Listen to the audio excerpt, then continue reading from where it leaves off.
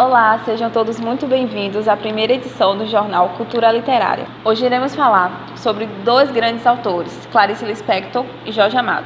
A primeira obra escolhida foi de Jorge Amado, baiano, brasileiro, obviamente, Tenda dos Milagres, e a segunda obra de Clarice Lispector, brasileira também, Paixão segundo GH.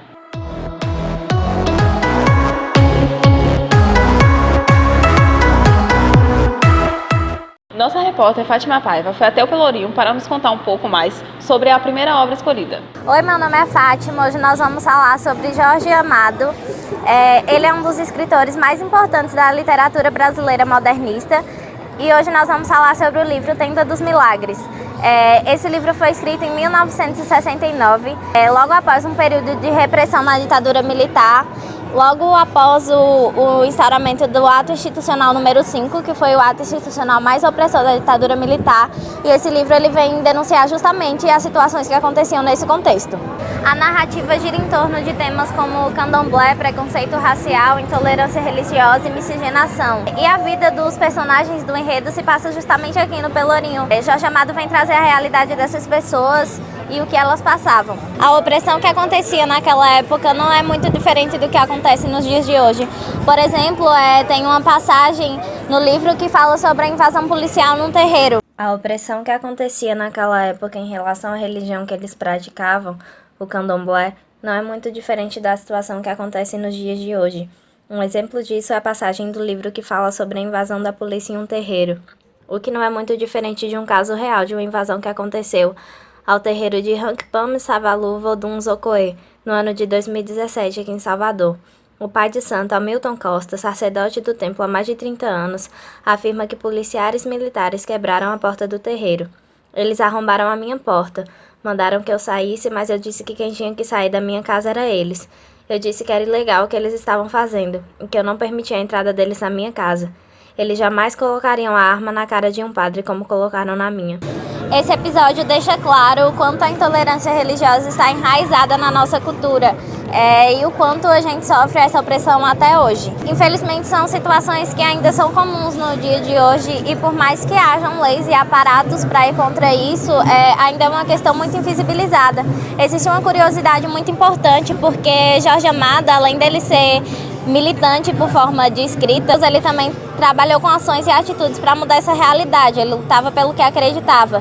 Quando ele foi deputado, ele apresentou uma emenda e dessa emenda nasceu a Lei de Culto, que dá liberdade para você acreditar em qualquer crença e também na não crença. A Lei da Liberdade de Culto, ela é uma das leis mais importantes para barrar a intolerância religiosa, sendo, como eu já disse, criada por Jorge Amado. Esse preconceito ele tem relação direta com questões raciais, pois o candomblé é uma religião afro-brasileira inspirada em matrizes africanas, o que só reforça mais esse estereótipo de que tudo que vem do negro é uma coisa ruim.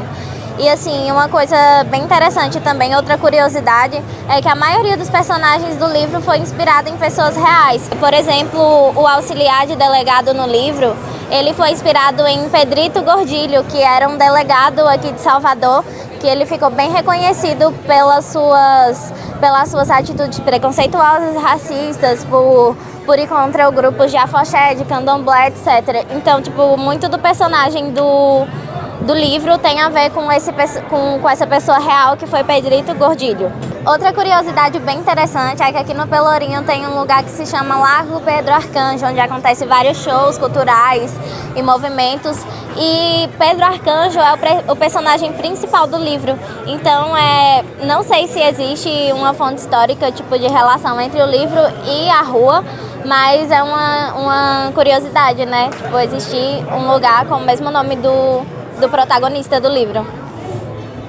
Agora vocês vão ver uma entrevista feita também no Pelourinho para nos aprofundarmos cada vez mais nesse assunto. Eu nasci numa família católica, mas pela parte da família da minha mãe eram evangélicos, da Congregação Cristã no Brasil. Era uma época radical, que as mulheres não podiam ver televisão, não podiam raspar a perna, pintar o cabelo, nem pensar, pintar a unha.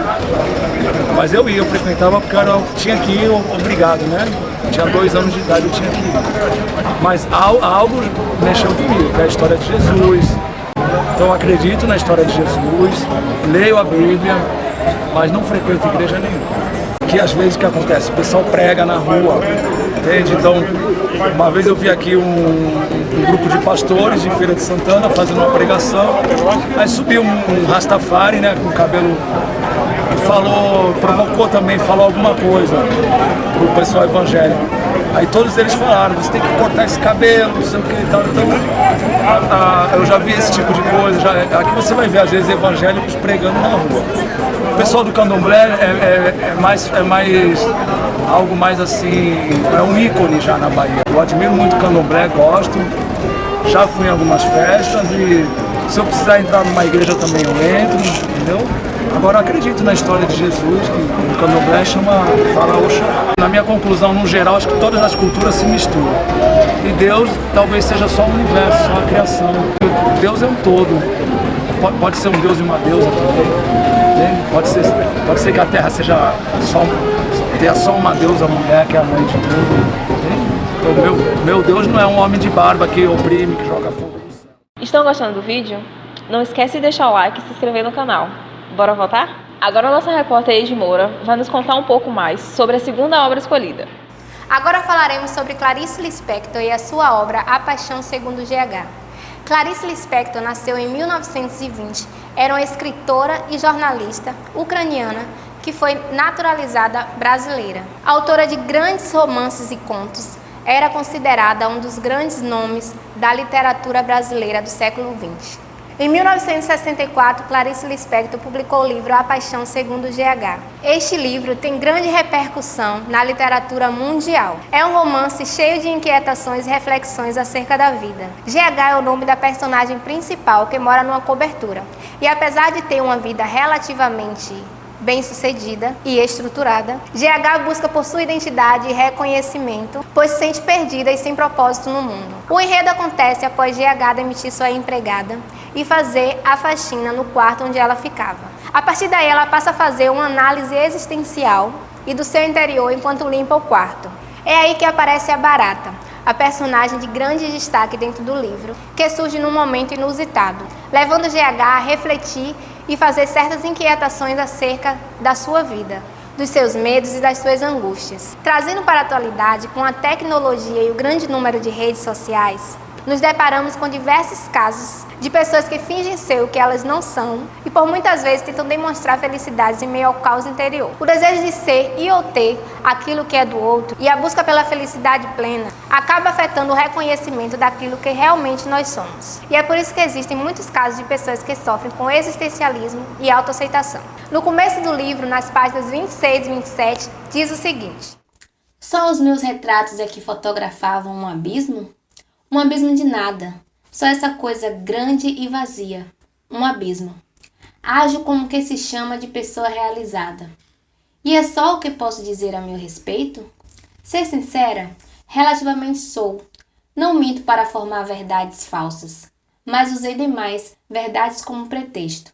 Volta e meia, as redes sociais mostram pessoas publicando fotos, vídeos e textos, dizendo o quanto elas se aceitam e são felizes como são. Tudo isso para fazer média diante dos outros e se encaixar em meio a um padrão. Elas se sentem na obrigação de esbanjar, gostar de si e se aceitar. Ainda no começo do livro, na página 49, GH se depara com a Barata, tenta sair do quarto e não consegue. O trecho diz: Meu primeiro movimento físico de medo, enfim expresso, foi o que me revelou com surpresa que eu estava com medo. Deixavam-me inteiramente livre, pois sabiam que eu já não poderia mais sair sem tropeçar e cair.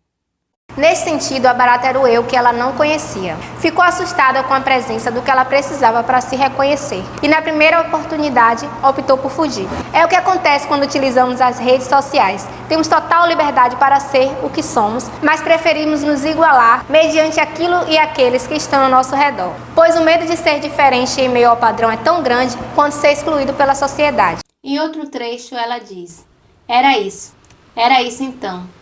É que olhar a Barata viva e nela descobri a identidade de minha vida mais profunda. GH se convenceu de que realmente era a sua realidade. Ela tinha encontrado a sua essência perdida. É perceptível quando ela diz: Eu, corpo neutro de Barata, eu, com uma vida que finalmente não me escapa, pois enfim a vejo fora de mim. Eu sou a barata. É neste momento que ocorre o processo de aceitação. Ela passa a aceitar tudo aquilo que ela é, faz, fala, pensa e sente. Ela passa a conhecer os seus pontos fortes e pontos fracos e aceitar que eles existem. Ela entende que tem limites e potencialidades para lidar com isso de maneira leve e pacífica dentro de si. Quando a barata foi devorada, podemos compreender que é a essência escondida dentro do ser humano, que por muitas vezes se espelha com o externo. A gosma branca é tudo aquilo que deixamos de admirar, uma vez que almejamos a conquista do outro e nunca olhamos para nós com contemplação, sendo que, na realidade, a felicidade está no nosso interior. Gostaram? Essa foi a primeira edição do Jornal Cultura Literária. Não esquece de deixar o like, se inscrever no canal e compartilhar com seus amigos. Tchau!